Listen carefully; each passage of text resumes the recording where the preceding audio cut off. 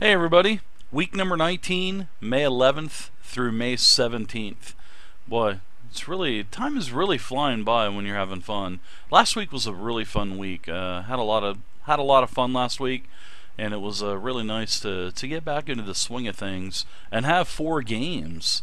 You know, even a 2 character creation and 2 games. It was still really nice to get back into the swing of things.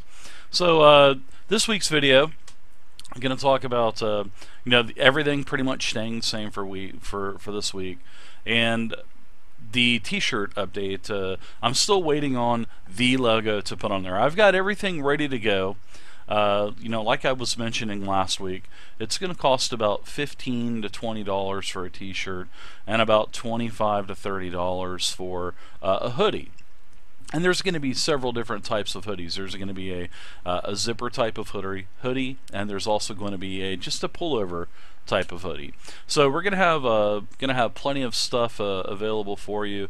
You know, that's if you want to get it. I've had a lot of people asking when are the tabletop shirts coming out. So I just don't want to put the original tabletop logo on there. I want to get away from that. So I know.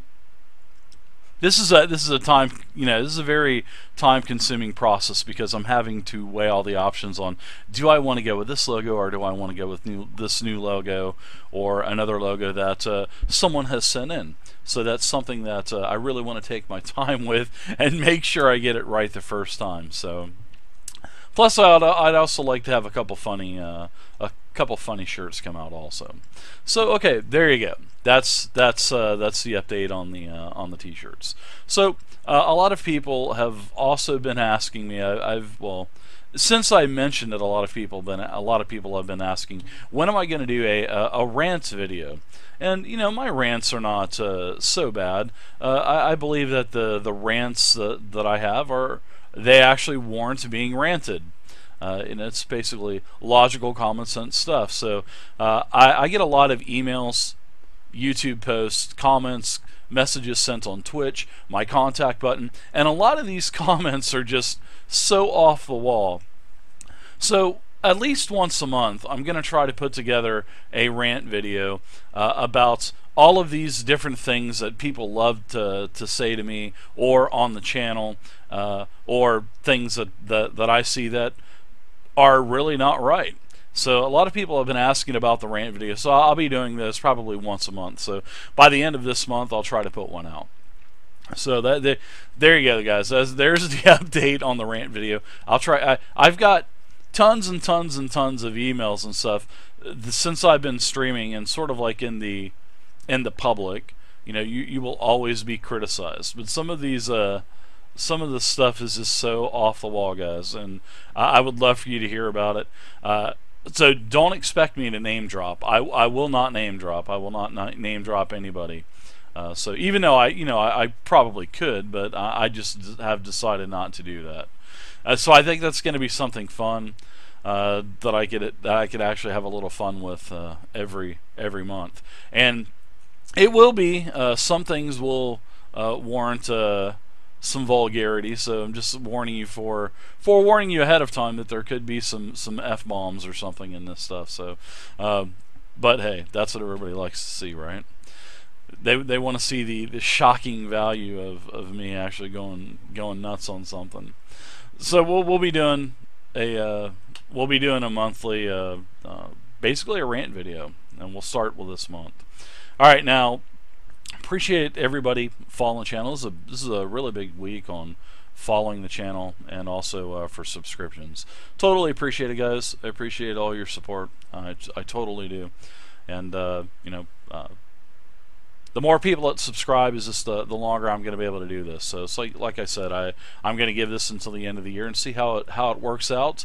This is something that I wanted to try knowing that I gave it my best effort. And granted, yes, there's a lot of things that can never be weighed into one of your visions, like relatives getting sick and this and that and that. And so there are some hiccups along the way, but hey, that's life, everybody.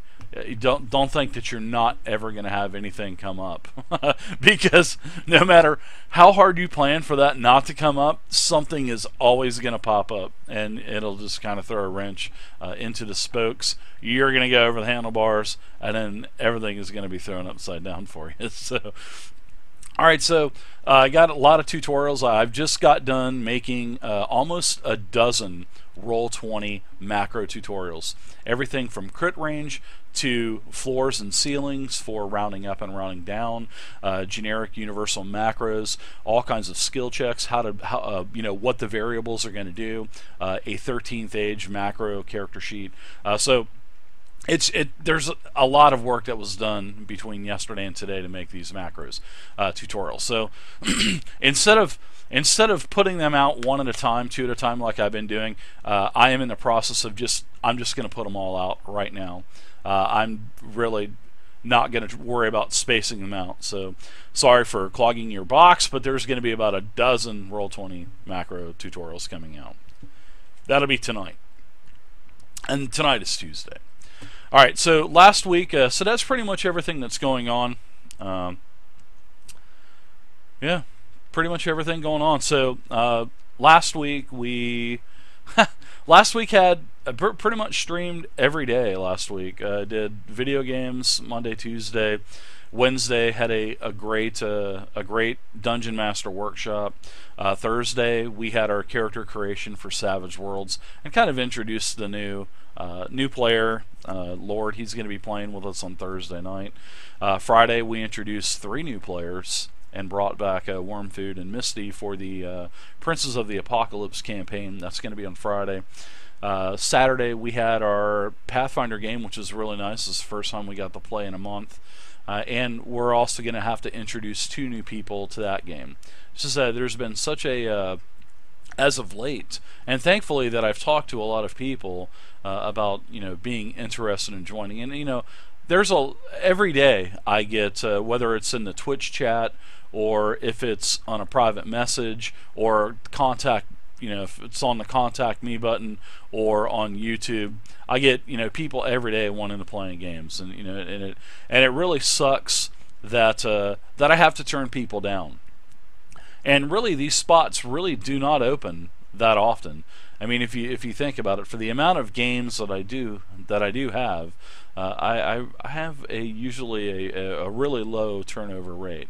So obviously that's I think that's good on my end, and I think it's also good for the players because it gives them an opportunity to play pretty much in a full-time game and a very consistent game over X amount of months, which is what the goal of that is. So of course then there's the other variables thrown in where you don't sometimes have games for a week or 2 or 3, but other than that, it's a consistent thing for the players, which is nice. All right, so Saturday that was for Saturday. Sunday we played our Orcus campaign. It was nice to have everybody back playing that. Also, they pretty much finished up the Chamber of Eyes, and looks like they found some information about the Glimmerzol clan and Merc, the leader of the Glimmerzol clan. They're finishing up, cleaning up in the Chamber of Eyes. They've got a hobgoblin wizard that they've captured. And yes, guys, I know that Magic Missile is not on the Hobgoblin character stats, but hey, when I make a Hobgoblin Wizard, you better believe he's going to have Sleep and he's going to have Magic Missile. So just because it's not in the Monster Manual. And that's another thing for all you Dungeon Masters out there. You can do whatever you want for your creature. If you want your creature to have dual wands of Magic Missile, you can do whatever you want, guys. I mean, there's no rule saying that just because it doesn't say something in the Monster Manual, that's not the end-all be-all. Even though some people think that, but you need to broaden your horizons, and you need to do more things with your creatures that are unexpected from your players. Hence, casting Sleep. I put 2 people to sleep. Granted, one of my players forgot that she was not supposed to be able to put to sleep. She forgot, so what did I do? I penalized her. I said, for this encounter, you can stay slept or until you're not slept anymore, and I bet you next time you won't forget. And she was in agreement of it. So, you have to be fair to your players and just to your players. And next time, if I do cast sleep, and if one of my players is affected that's not supposed to be slept, I bet you she's not going to forget next time. So, all right, everyone. So that was the games last week. Last week was so fun. It was so fun. So we're going to go ahead and play 4 games again this week. And I know that I've talked about the 3-week on, 3 game on, 1 off for the week. But seeing that I have all the 2 new games, I'm like, you know what? Let's just go ahead and do 4 games again this week. So, at my schedule this week, yesterday I streamed episodes 1 and 2 of season 2 of The Walking Dead. Tonight, I will be on in a very limited capacity because of all of this tutorial stuff that's going on. So I will probably be on a little bit later tonight, probably about 9 or 10 o'clock, and I'll be doing Grand Theft Auto tonight. Now, next week, next Monday, next Tuesday, that's going to give me time to finish up the remaining 3 episodes of The Walking Dead. So I'll finish up season 2 next week. Now, for the Dungeon Masters or Fireside Chat that you guys like to call it, or Fireside Chat, that's on Wednesdays, I'm going to be doing my 4th edition monster creation. I've been talking about this the last couple weeks. I've pretty much got everything locked down on it, and I just wanted to really take my time with this and make sure that before I present this to the public, and especially in a PDF format, I want to, a free PDF of course, I want to make sure that everything is right. There's no official way of converting anything for D&D 5e. All of this is community made, and all of it is fan made. So there's not a lot of 4th edition stuff out there. In fact, I haven't seen anything for conversions for 4th edition. So I've taken it upon myself. I'm a huge 4th edition fan. It's my favorite edition. I love the everything about 4th edition. So I have 44 hardbacks. I have 50 modules. I have tons and tons of supplements. I want to put this to use in 5th edition. So I wanted to be able to convert the 7,000 plus monsters that are at my disposal. I think that would be a hell of an arsenal to bring to the table for 5th edition. I really do. So I needed to come up with a system that basically balanced yourself on the knife's edge without risking any kind of damage to 5th edition integrity or 4th edition integrity. So there's that fine line that you have to walk. Making sure that you have the correct conversions for 4th edition conditions to 5th edition conditions. There's less conditions. Sometimes you would have to take I would take a condition out of the equation altogether. Sometimes a power wouldn't fit for 5th edition. That's okay, just take it out. Replace it with something else. Change the names of powers. And I'll go over all of this on Wednesday. Keep making sure the hit points are in a very challenging way. Making sure that everything has integrity still, without making everything so underpowered or so overpowered. And the main challenge is trying to get the correct level to challenge rating, because there's no such thing as levels in 5th edition for creatures. Everything in 4th edition is by levels. So you had that, like I said, there's all of these different things that you have to find out. And I'll show you guys this on Wednesday. I touched on it last Wednesday for about 5-10 minutes, and I gave just a very general, basic overview of what I was doing. But now we'll be going into the step by step, talking about every line of the monster card from 4th edition, converting it to 5th edition. Talking about resistances, how they convert to resistances in 5th edition, immunities. We'll talk about everything. And also, another main challenging thing, another hard thing to determine in 4th edition for 5th edition was converting the roles, because 4th edition has roles, whether it be a brute, a soldier, a leader, a controller, a lurker, a skirmisher. There's all these roles, and these roles have different bonuses. So I've tried to convert this over to 5th edition too. So I've got some optional stuff that you can add in, which is really nice. And I think the conversion came out really nice. But it's taken me a while. Because I did want that, to turn out nice. And I just don't want to put anything out and people will look at this and go, what in the fuck is this guy thinking? I've actually really systematically gone through every single line of monsters to try to convert it, so, and to keep it to a 5th edition standard. So I'm really looking forward to showing you guys that tomorrow on Wednesday night. I won't have the PDF finished for that yet, but I will be going over all of the rules for it. But eventually I will have the PDF come out, and you'll be able to download it on my website at tabletopping.net, and it will be in the Dungeon Master section. I'm going to be converting a lot of monsters, because there's there's a lot of monsters that were just left out in 5th edition. And granted, yes, I know there's going to be more monster manuals. There's going to be a monster manual 2, 3, hopefully monster manual 10 for 5e. I never think that you can have too many monster manuals. I think 3.5 had 5 monster manuals come out.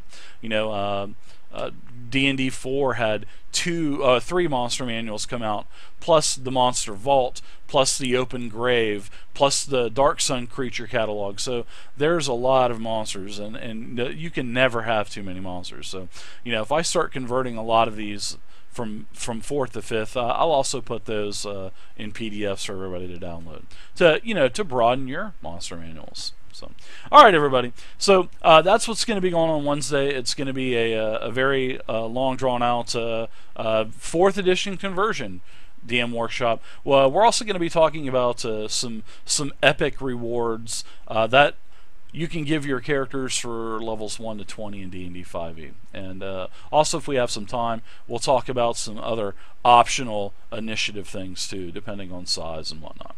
All right, so Thursday, same thing. We're going to be starting our Savage Worlds zombie apocalypse. It's a modern day setting. It's going to be it's starting in my area of Cape Canaveral, Florida, and the players don't know that, but they'll know that now.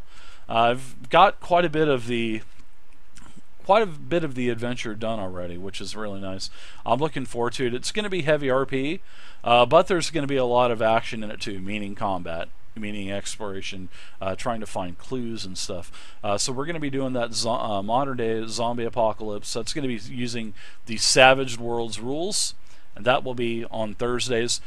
Fridays, same thing. This is our first episode, or our first session of Princes of the Apocalypse. We have a 5-person party. We've got 3 new players, and they are in the town of Red Larch. They actually finished up their characters quite quickly last week, so we went ahead and dove right in. We went ahead and dove right into Red Larch. They've got a couple hooks. They know they need to go to a rock plateau and check something out, some kind of evil necromancer out there, some sort of strange necrotic power, and then they also know that there's some bandits that have been sacking caravans that have been going through, stopping at Red Larch and getting attacked before or after leaving Red Larch. So they've got a couple plots already that they need to take care of, and they're going to be diving into the Princes of Apocalypse, which I'm so looking forward to, and that is such a nicer adventure than what Horde of the Dragon Queen and Rise of Tiamat was. I just think it's written better. I think that it's more organized, and I just am really looking forward to getting into it. All right, and then Saturday we're going to be doing we'll be doing our Dungeons and Dragons 5th edition set within the Pathfinder Inner Sea realm, and the party, they are on floor 5 of the Emerald Spire Super Dungeon. They last week they had met some creatures, some mephits, some undines from the Plane of Water, and that is another game that I've converted from Pathfinder to 5e. And last but not least, on Sunday, another full week, we've got our Orcus campaign, and that is another 4th edition converted to 5th edition. So it is D&D 5e rules, classes, whatnot, set in the Nentre Vale, the 4th edition default setting. So they will continue on with that. Another full week, guys. So I hope you guys enjoyed the video. Please feel free to leave a comment down below. Thank you again for all of your heartfelt condolences and everything for everything that's been going on here. I totally appreciate it. Things are getting back to normal now. And don't forget, guys, subscribe to the YouTube channel, subscribe to the Twitch channel. It does help support what I do. I'm also going to be setting up a Patreon on YouTube within probably the next couple weeks. And guys, I really appreciate everything that you guys do. It makes it so worth all of the time investment that this takes. It really does. And I'll see you guys later tonight for some Grand Theft Auto 5. And once again, leave a comment down below. Feel free to like the video, like the channel, and I'll see you tonight. See you, everybody.